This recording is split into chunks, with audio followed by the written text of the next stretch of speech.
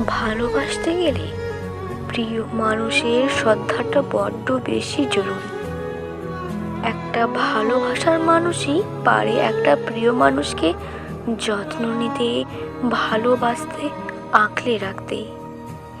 যখন প্রিয় মানুষকে মনের কথা বলতে ইচ্ছে হয়, সে তখন ব্যস্ততার মাঝে অজুহাত দেখিয়ে ব্যস্ত থাকার চেষ্টা করে, নাটক করে। আমরা মেয়েরা খুব নরম মনের মানুষ। কখনো ভুল করলে ক্ষমা না করে থাকতেই পারি না। ঠিক তখনই সবাই নরম মাটি ভেবে কোপ দিতে বাধ্য হয়।